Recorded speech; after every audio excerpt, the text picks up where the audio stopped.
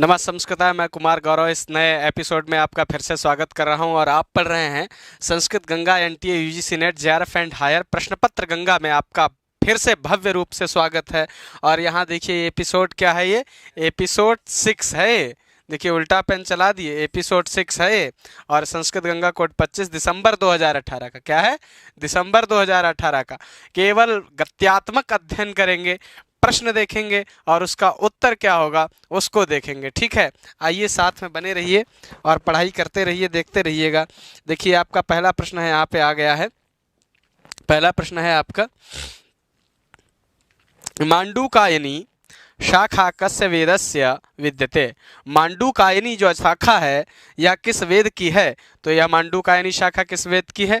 ऋग्वेद की है। मांडूकायनी शाखा जो है किस वेद की है? ऋग्वेद की है। आइए अगले वाले प्रश्न पर चलते हैं। अगला प्रश्न देखिएगा। अगला प्रश्न है आपका, सांख्य रीत्या मोक्ष प्राप्ति कस्मात् अंगीक्रियते। सांख्य की रीति से मोक्ष की जो प्राप्ति है वह कस्मात् अंगीकृत, किससे अंगीकृत होती है? ज्ञान से, धर्म से, ऐश्वर्य से, वैराग्य से। तो यह आपको बताना है। 2 नंबर प्रश्न है, ज्ञानात्। आप क्या कहेंगे? ज्ञानात्। ज्ञान से क्या होता है? मोक्ष की प्राप्ति होती है। किससे होती? ज्ञान से। आइए अगले वाले प्रश्न पर चलते हैं। अगला प्रश्न देखिएगा। अगला प्रश्न है आपका 3 नंबर प्रश्न है। यहाँ लिखा हुआ है, खलु कृत्वा निरुक्तानुसारम खलु पदम विद्यते। खलु कृत्वा निरुक्त के अनुसार खलु पदम विद्यते। इसका आपको जवाब देना है। देखिए आंसर क्या होगा, इसका आपको आंसर बताना है। प्रतिषेधार्थे वर्तते। किमर्थम वर्तते? प्रतिषेधार्थे वर्तते। अतः विकल्प 3 का, प्रश्न नंबर 3 का ए विकल्प जो है क्या हो जाएगा? सही हो जाएगा। आइए अगले प्रश्न पर चलते हैं। अगला प्रश्न देखिएगा। यहाँ 4 नंबर प्रश्न है, तर्क संग्रह दीपिका अनुसारम। तर्क संग्रह दीपिका के अनुसार तज्जन्यत्वे सति तज्जन्यजनकः कः? तज्जन्यत्वे सति तज्जन्यजनकः कः? इसका आपको जवाब देना है। तो तज्जन्यत्वे सति तज्जन्यजनकः व्यापारः। तज्जन्यत्वे सति तज्जन्यजनकः कः? व्यापारः। तो सी नंबर आपका बिल्कुल क्या हो जाएगा? सही हो जाएगा। आइए अगले प्रश्न पर चलिए। अगला प्रश्न देखिएगा। यहाँ 5 नंबर प्रश्न है, व्रीहि नवहन्तीति कस्य विधेरुदाहरणम अर्थसंग्रह दिशा। अर्थ संग्रह की दृष्टि से व्रीहि नवहन्तीति, व्रीहीन अवहन्ति इति, यह जो है किस विधि का उदाहरण है? नियम विधि का है कि आरथी परिसंख्या विधेय का है कि श्रौति परिसंख्या विधेय का है कि अपूर्व विधेय का है? यहाँ 5 दे दिए हैं आपको, क्या 4 आपको आंसर दे दिए हैं। प्रश्न नंबर 5 है तो इसका आपको जवाब देना है। 5 का क्या हो जाएगा? नियम विधेय। नियम विधेय। व्रीहि नवहन्ति इति कस्य विधेय उदाहरणम? तो नियम विधेय उदाहरणम इदम। ठीक है, आइए अगले वाले प्रश्न पर चलिए। ए विकल्प आपका क्या हो जाएगा? सही हो जाएगा। 6 नंबर प्रश्न है आपका। यहाँ लिखा हुआ है, मानव श्रौत सूत्रम केन वेदेन सह संबद्धम विद्यते। मानव श्रौत सूत्र जो है किस वेद के साथ संबद्ध है? ये आपको बताना है कि ऋग्वेद के साथ है कि अथर्ववेद के साथ है कि सामवेद के साथ है कि कृष्ण यजुर्वेद के साथ है। तो किसका संबंध किसके साथ हो जाएगा? कृष्ण यजुर्वेद के साथ हो जाएगा। किसके साथ हो जाएगा? कृष्ण यजुर्वेद के साथ। डी विकल्प क्या हो जाएगा? सही हो जाएगा। आइए अगले वाले प्रश्न पर चलिए। अगला प्रश्न देखिएगा। 7 नंबर प्रश्न यहाँ दिया हुआ है, पुरुषस्यास्तित्वं सांख्यरीत्या कस्मात् धेतोः। पुरुष का अस्तित्व है अधिष्ठानात् पुरुषोस्ति भोक्तृभावात्। पुरुषोस्ति क्या लिखा है? पुरुषस्यास्तित्वं त्रैगुण्य विपर्याच्चैव पुरुषो त्रैगुण्य विपर्याच्चैव अधिष्ठानात् भेदानां परिमाणात् फिर विषयत्वात्। यहाँ 4 आपको विकल्प दे दिए हैं और आपको बताना है। तो अधिष्ठानात् ये क्या हो जाएगा? अधिष्ठानात्। 7 का क्या हो जाएगा? बी अधिष्ठानात्। यह सही हो जाएगा। पुरुषस्यास्तित्वं सांख्यरीत्या कस्मात् हेतु अधिष्ठानात् धेतोः। ठीक है। और पुरुष बहुत्वम सिद्धम, पुरुष की बहुत की सिद्धि के लिए क्या है? त्रैगुण्य विपर्ययाच्चैव। यहाँ तो अलग आता है, भेदानां परिमाणात् समन्वयात् शक्तितः प्रवृत्तेश्च कारण कार्य विभागात् ऐश्वर्य से करके एक अलग कारिका देता है। तो यहाँ जो है अधिष्ठानात्, यह बिल्कुल सही है। 7 का बी हो जाएगा। ठीक है, आइए अगले वाले प्रश्न पर चलिए। अगला प्रश्न देखिएगा। यहाँ दिया हुआ है अगले प्रश्न में आपको कि शब्द नित्यत्वे वार्तिक कृतः किम प्रमाणम। शब्द नित्यत्वे वार्तिक शब्द की नित्यत्व में वार्तिक कृत प्रमाण क्या है आपको बताना। सर्वे सर्वपदादेशाः दाक्षी पुत्रस्य पाणिने या तदशिष्यं संज्ञा प्रमाणत्वात् या प्रशोदरादीनि यथोपदिष्टं या सिद्धन्तु नित्य शब्दत्वात्। यहाँ पे 8 का आपको जवाब देना है तो क्या हो जाएगा, सिद्धन्तु नित्य शब्दत्वात्। तो यह विकल्प जो है आपका डी वाला क्या हो जाएगा, सही हो जाएगा। शब्द नित्यत्वे वार्तिक कृतः किम प्रमाणम, तर्हि शब्द नित्यत्वे वार्तिक कृतः सिद्धन्तु नित्य शब्दत्वादिति प्रमाणम सिद्धम। आइए अगले वाले प्रश्न पर चलिए। अगला प्रश्न देखिए 9 नंबर है। यहाँ लिखा हुआ है अखंडेषु कारणेषु फलावचः, आता है विशेषोक्तिरखंडेषु कारणेषु फलावचः, विशेषोक्तिरखंडेषु कारणेषु फलावचः। डी बिल्कुल आपका क्या हो जाएगा, सही हो जाएगा। आइए अगले वाले प्रश्न पर चलते हैं। यहाँ लिखा हुआ है विशेषोक्तिरखंडेषु कारणेषु फलावचः, ये आपने जान ही लिया है। अब आइए अगले वाले में आइए 10 नंबर आपका प्रश्न है। यहाँ लिखा हुआ है कि अग्निष्टोमाख्यः सोमयागः कदा अनुष्ठीयते, शरदि वसन्ति ग्रीष्मे प्रावृषि अग्निष्टोमाख्यः सोमयागः कदा अनुष्ठीयते, तर्हि वसन्ते अनुष्ठीयते। कदा अनुष्ठीयते, वसन्ते अनुष्ठीयते। या विकल्प बी वाला क्या हो जाएगा आपका, सही हो जाएगा। 11 नंबर प्रश्न में आइए। 11 नंबर प्रश्न देखिएगा। सच्चिदानंदाद्वयं ब्रह्म इत्यादिना वेदांत सारे किम लक्षितम। कह रहे हैं कि अवस्तु, वस्तु, अज्ञानम, अधिकारी, 4 विकल्प आपको दे दिए। अब यहाँ आपको बताना है सच्चिदानंदाद्वयं ब्रह्म इत्यादिना वेदांत सारे किम लक्षितम, तर्हि वस्तु लक्षितम। किम लक्षितम, वस्तु लक्षितम। यह वाला विकल्प क्या हो जाएगा आपका, सही हो जाएगा, बी वाला। आइए अगले वाले प्रश्न पर चलिए। अगला प्रश्न देखिएगा, यहाँ दिया हुआ है 12 नंबर प्रश्न में पाणिनीय शिक्षानुसारेण विसर्गस्य रूप परिवर्तनम गति कति विधम भवति। पाणिनीय शिक्षा के अनुसार विसर्गस्य रूप परिवर्तनम गति कति विधम भवति। सप्तविधम, नवविधम, अष्टविधम, त्रिविधम। 12 नंबर आपका प्रश्न है और लिखा है पाणिनीय शिक्षा अनुसारेण विसर्गस्य रूप परिवर्तनम गति कति विधम भवति। तो 12 का क्या हो जाएगा, सी आपका आचार्य चतुर्वेदी जी। अष्टविधम भवति, किम भवति, अष्टविधम भवति। सिद्धम सम्यक वर्तते। तो देखिए पाणिनीय शिक्षानुसारेण विसर्गस्य रूप परिवर्तनम गति कतिविधम भवति, तो अष्टविधम भवति ऐसा यहाँ कह दिया है ना।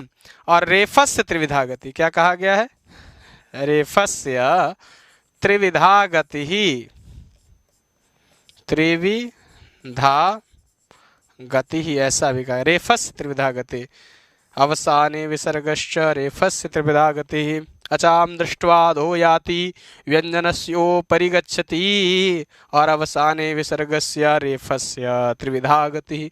तो आइए अगले वाले प्रश्न पर चलते हैं। अगला प्रश्न देखिएगा। अगला प्रश्न यहाँ दिया हुआ है, कहाँ चला गया ये प्रश्न ही, देखिए गायब हो गया आपका। रुकिए आ जाएगा।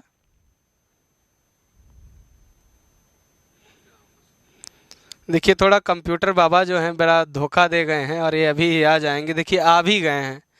तो अगला प्रश्न देखिएगा, ई नोट कहाँ गया आपका, ये भी आ जाए तो ठीक रहेगा।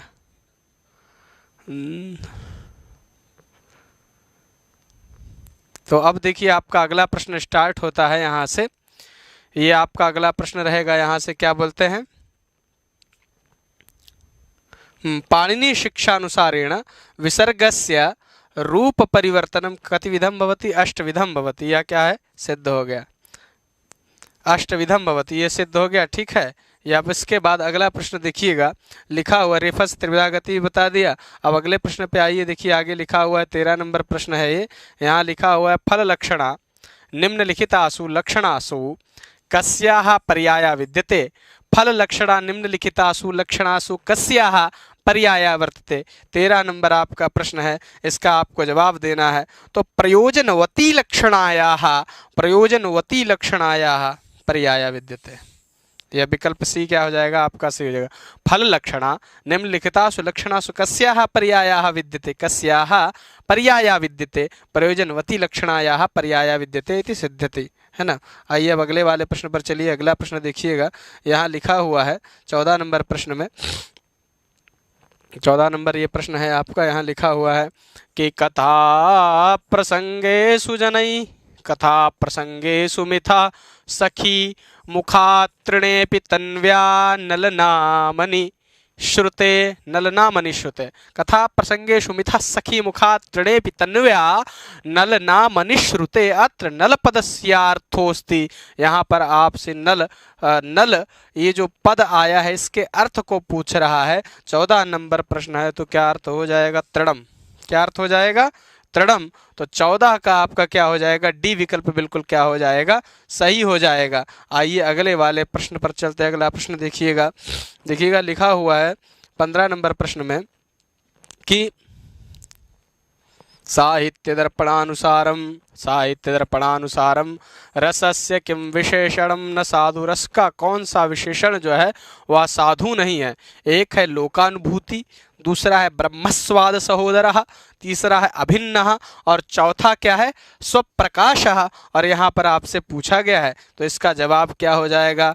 15 का क्या जवाब होगा? साहित्य दर्पणानुसारम रसस्य किम विशेषणम न साधु, तो लोकानुभूति ही न साधु, तो साधु किम ब्रह्मस्वाद सहोदरः अभिन्नः स्वप्रकाशः, यह तीनों तो साधु हैं। तो विशेषणम न साधु इति असाधु कौन सा है? असाधु लोकानुभूति हो जाएगा।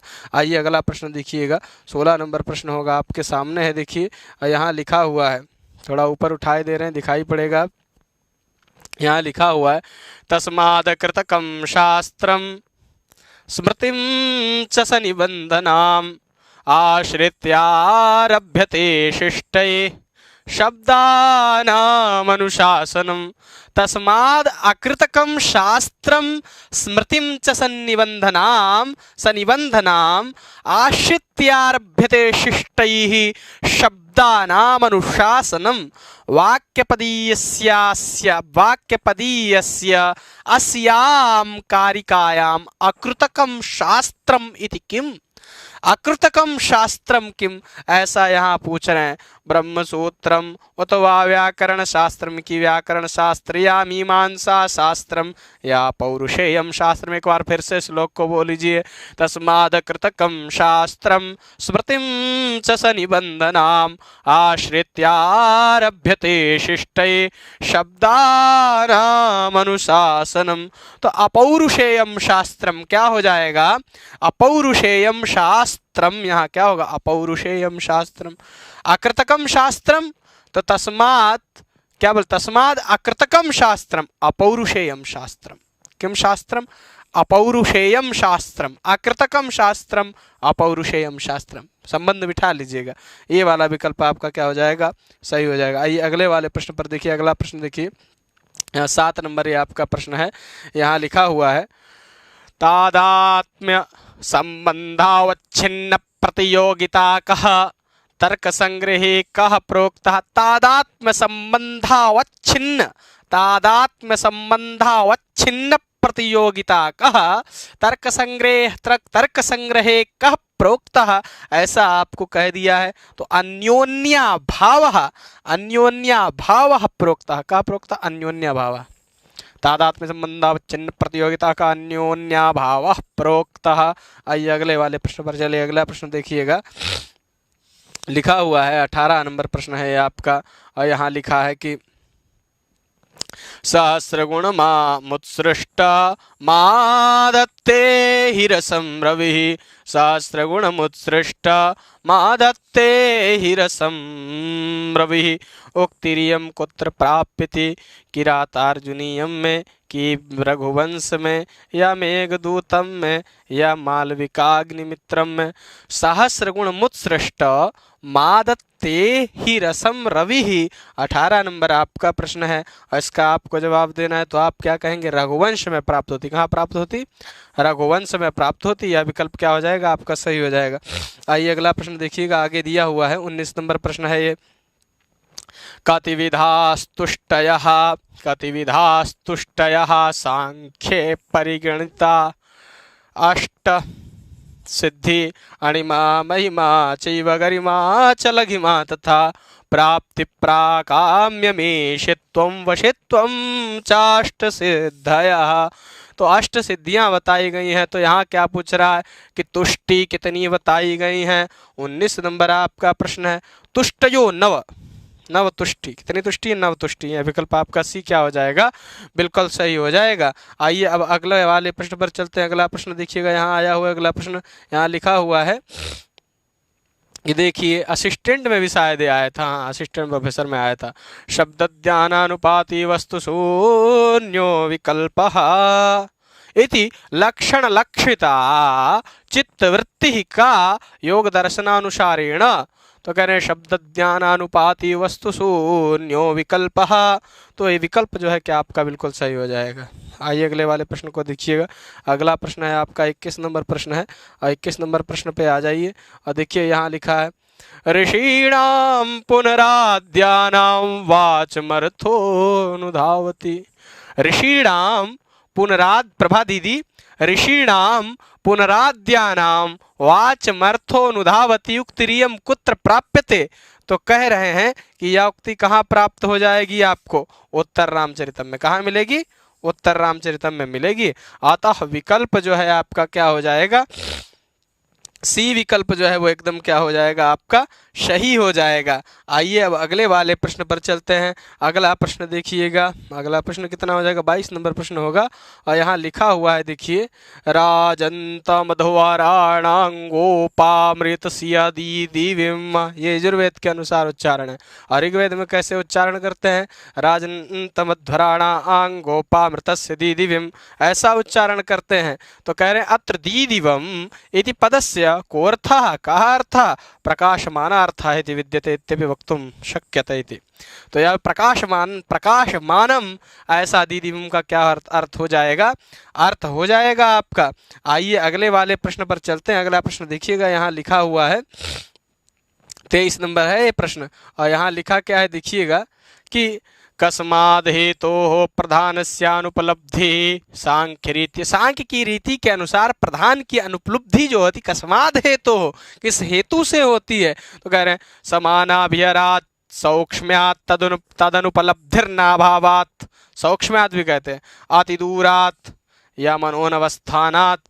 ये चार आपको दे दिए हैं। तो कह रहे इसमें बताना है 23 का क्या हो जाएगा? आपको जवाब देना है। तो सौक्ष्म्यात्, 23 का क्या हो जाएगा? बी।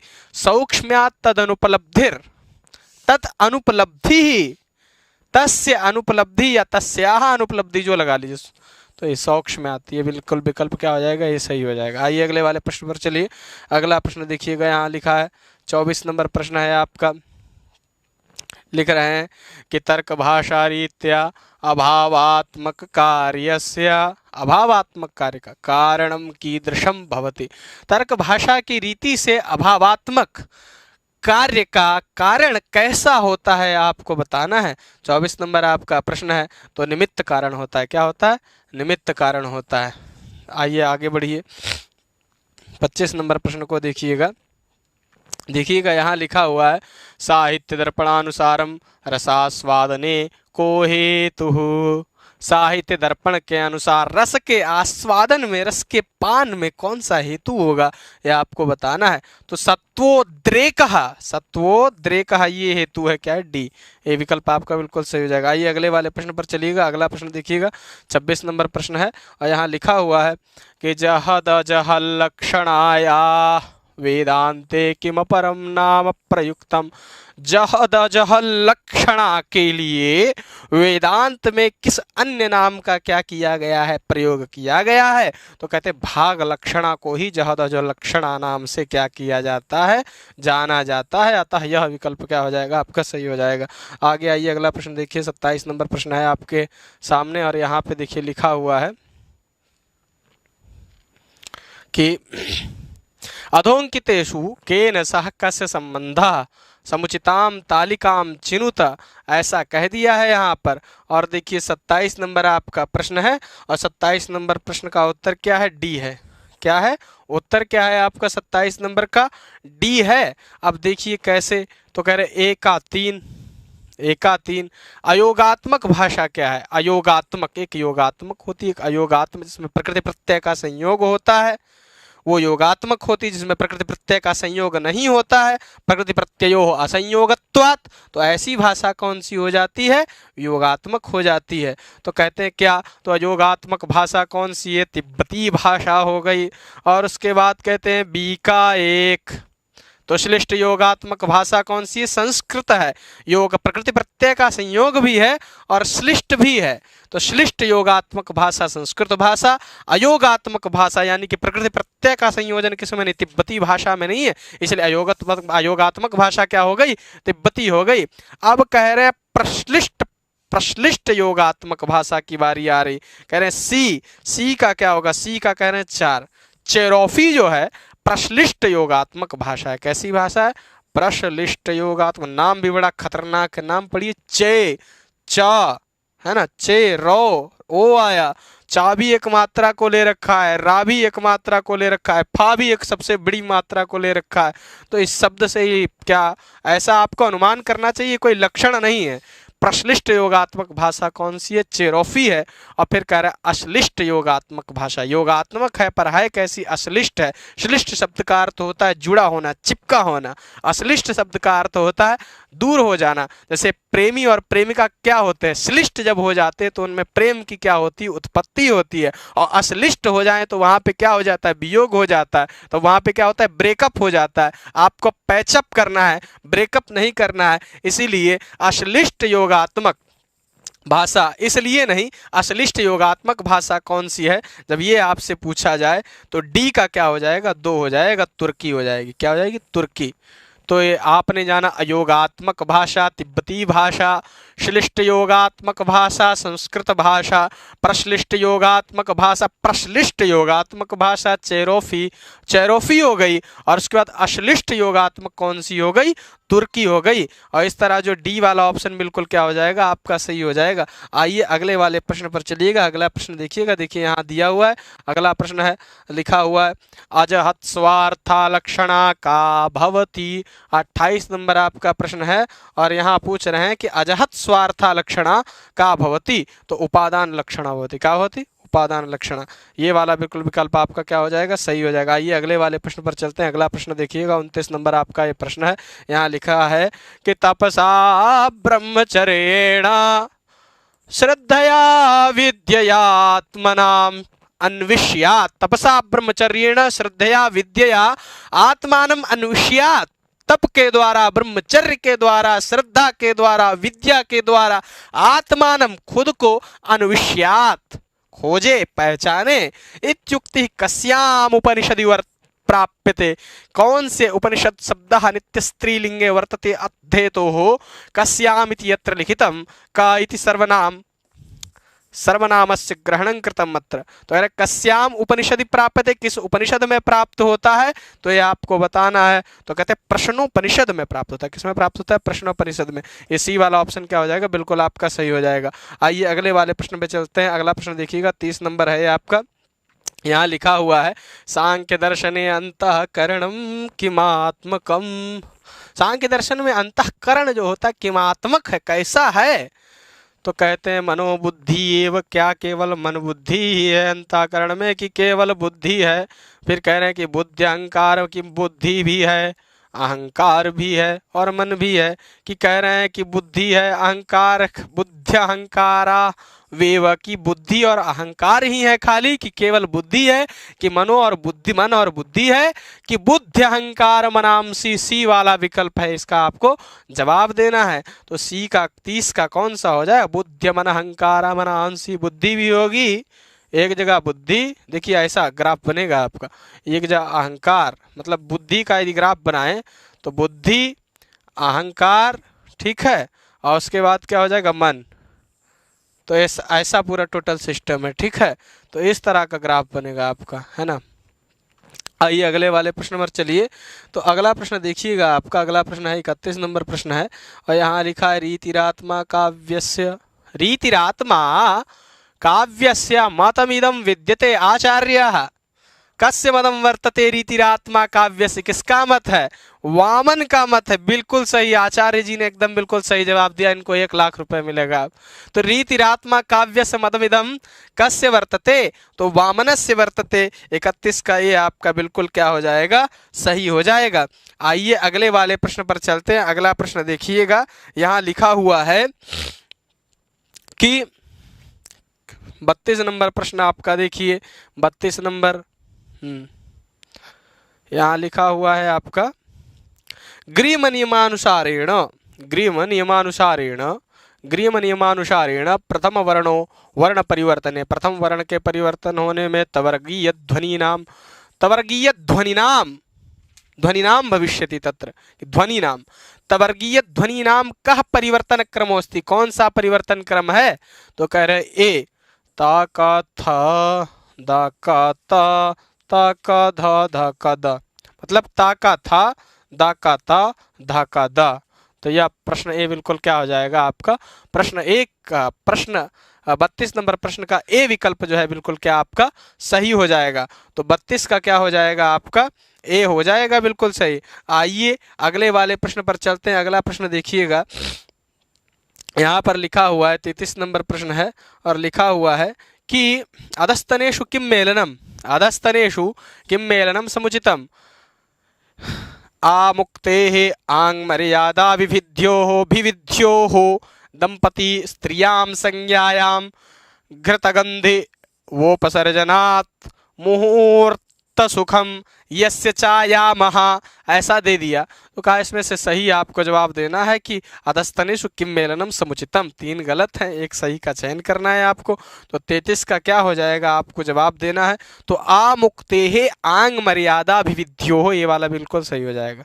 अतः विकल्प जो है 33 का विकल्प ए सही होगा। 33 का क्या हो जाएगा? विकल्प ए सही हो जाएगा। आइए अगले वाले प्रश्न पर चलते हैं। अगला प्रश्न देखिएगा, यहाँ दिया हुआ है 34 नंबर प्रश्न है, मौद शाखा केन वेदेन सह संबद्धा वर्तते, अथर्ववेदेन सह संबद्धा वर्तते। मौद शाखा किससे संबद्ध है? मौद शाखा स्तौद मौद ऐसे करके आती। मौद शाखा केन वेदेन सह संबद्धा वर्तते, तर्हि मौद शाखा अथर्ववेदेन सह संबद्धा वर्तते। यह बिल्कुल क्या हो जाएगा आपका? सही हो जाएगा। आइए अगले वाले प्रश्न पर चलते हैं। अगला प्रश्न देखेंगे, अगला दिया हुआ है, ध्यान से दीजिएगा, देखिएगा। स्वच्छ जलवत् सहसैव सर्वत्र विहित स्थितिः, स्वच्छ जलवत् सहसैव सर्वत्र विहित स्थिति इत्यादिना काव्यप्रकाशकृता को गुणो काव्यप्रकाशकृतः यकृतो को गुणो मतः तो प्रसाद गुणो मतः, प्रसाद गुण क्या है? प्रसाद गुण होगा। स्वच्छ जलवत् सहसैव सर्वत्र विहित स्थिति इत्यात्मका को गुणा, तो प्रसादात्मको गुण वर्तते, प्रसादात्मक गुण होगा। तो 35 का क्या हो जाएगा आपका? डी हो जाएगा। आइए अगले वाले प्रश्न पर चलते हैं। अगला प्रश्न देखिएगा, दिया हुआ है यहाँ पर कि 36 नंबर प्रश्न है आपका, यहाँ दिया हुआ है कि अधोंकितेषु समास प्रकरणानुसारम केन सह कस्य संबंध समुचिताम तालिकाम चिनुत। तो इसका बताया, हंसौ जातेश्च ब्राह्मण क्षत्रिय विट शूद्राः पुमान् स्त्रिया शूद्र भार्यः निर्धारणे नृपाम द्विजश्रेष्ठः, ऐसे करके 36 का दे दिया आपको। तो आपको सही बताना है। देखिएगा 36 का क्या होगा? ए नंबर आपका होगा, क्या होगा? ए। देखिएगा कैसे, ए का 2 हंसौ पुमान स्त्रिया, इस सूत्र के द्वारा है ना, हंसौ पुमान स्त्रिया। और फिर कह रहे हैं बी का 4 ब्राह्मण क्षत्रिय विट शूद्राः वर्णानाम, वर्ण है ना, ब्राह्मण क्षत्रिय वैश्य शूद्र, वर्णानामानुपूर्वेण। तो बी का 4 देखिए बी का 4 है ना, यहाँ आ गए। अब फिर कह रहे हैं सी का 1 तो शूद्र भार्यः जातेश्च, शूद्रस्य भार्या शूद्र भार्या, तो जातेश्च जाति वाला देखिए आ गया ना, सूत्र से उत्तर मिल गया। फिर कह रहे नृपाम नृणाम द्विजश्रेष्ठ न निर्धारणे, मिल गया, बिल्कुल मिल गया ना। हंसौ पुमान् स्त्रिया ब्राह्मण क्षत्रिय विटशूद्राः वर्णानामानुपूर्वेण, फिर दिया शूद्र भार्य जातेश्च, फिर नृणाम द्विजश्रेष्ठः, कह दिया ननुर्धारणे। ऐसे हो जाएगा। आइए अगले वाले प्रश्न पर देखिए, अगले प्रश्न पर चलते हैं। दिया हुआ 37 नंबर, यहाँ दिया है कि सारंगी इत्यत्र स्त्रियांगीश प्रत्यय विधायकम किमस्ति सूत्रम। सारंगी इत्यत्र स्त्रियांगीश प्रत्यय विधायकम किमस्ति सूत्रम। अन्यतोंगीश वर्णा ननुदात्तात्तो पदात्तो नः जातेरस्त्री विषयादयो पदातो शिद गौरादिभ्यश्च। यहाँ पे 4 आपको सूत्र दे दिए हैं। 37 नंबर ये आपका प्रश्न है। आपका आंसर क्या हो जाएगा? अन्यतोंगीश। क्या होगा? अन्यतोंगीश। आइए अगले वाले प्रश्न पर चलते हैं। अगला देखिएगा 38 नंबर आपका प्रश्न यहाँ दिया हुआ है कि तेजो यत्ते रूपम कल्याणतमं तत्ते पश्यामि। तेजो यत्ते रूपम कल्याणतमं तत्ते पश्यामि। तेजो यत्ते रूपम कल्याणतमं तत्ते पश्यामि इत्युद्धरणं वर्तते। कौन से उपनिषद में है भैया? यही आपसे पूछ रहा है। कठोपनिषद, ईशोपनिषदि, कठोपनिषद, ईशोपनिषद, बृहदारण्यकोपनिषद, तैत्तरीयोपनिषद। 38 नंबर आपका प्रश्न है। इसका आपको जवाब देना है। तो 38 का ईशोपनिषद किसमें है? ईशोपनिषद में है। तो तेजो यत्ते रूपम कल्याणतमं तत्ते पश्यामि। 38 का क्या हो जाएगा? आपका बी हो जाएगा। आगे देखिए, आगे चलते हैं। आपका 39 नंबर प्रश्न पे चलते हैं। 39 नंबर प्रश्न देखिएगा, यहाँ लिखा हुआ है सूर्य आत्मा जगतस्तस्थुश्च या तस्थुश्च दोनों प्रकार का उच्चारण होता है। यजुर्वेद में मूर्धन्य शकार का खकार उच्चारण होता है। तो ये पूछ रहा है इस मंत्र के दृष्टा ऋषि कौन है? क्या है? इस मंत्र के दृष्टा ऋषि पूछ रहा है आपसे। तो आपको इसके दृष्टा ऋषि के बारे में बताना है। तो कह रहे दृष्टा ऋषि कौन होंगे इसके? तो कुत्सांगिरस क्या होंगे इसके? दृष्टा ऋषि होंगे। कुत्सांगिरस क्या होंगे इसके? दृष्टा ऋषि होंगे। कौन होंगे? कुत्सांगिरस इसके क्या हो जाएंगे? दृष्टा ऋषि हो जाएंगे। यह वाला विकल्प जो बिल्कुल क्या हो जाएगा? आपका सही हो जाएगा। आइए अगले वाले प्रश्न पर चलिए। अगला प्रश्न देखिएगा, यहाँ पे दिया है, अगला प्रश्न दिया है। देखिएगा क्या है, क्या दिया हुआ है कि वेदे सूनरी कस्याहा विशेषणम। तो सूनरी सरस्वती का है कि ये पाला है कि घोषा का है कि उषा का है? तो इसका आंसर क्या हो जाएगा? उषसः विशेषणम। आपके सिलेबस में जो है वेदे सूनरी कस्याह विशेषणम, तो उषसः विशेषणम ऐसा कहा गया है। आइए आगे चलते हैं। अगला देखिएगा, अगला क्या प्रश्न है आपका बताते हैं। 40 हो गया आपका। 41 नंबर प्रश्न है। यहाँ लिखा हुआ है नित्यज्ञानाधिकरणात्मा नित्यज्ञानाधिकरणत्वम् इति तर्कसंग्रह दीपिकायां कस्य लक्षणं प्रोक्तम्? ईश्वरस्य लक्षणं प्रोक्तम्। कस्य लक्षणं प्रोक्तम्? ईश्वरस्य लक्षणं प्रोक्तम्।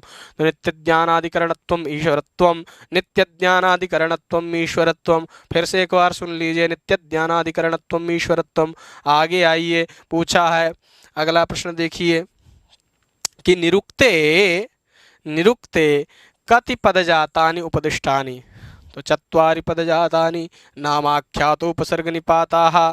तो 4 पदजातानि नाम, आख्यात, उपसर्ग, निपात। नाम माने नाम, आख्यात माने भवती अवती जो चलता है, उपसर्ग माने प्रापरापसम, और फिर निपात कहा नु इत्यादि जो निपात इत्यादि आते हैं। तो 4 पदजातानि नाम, आख्यात, उपसर्ग, निपाताः। इसी वाला सही हो गया।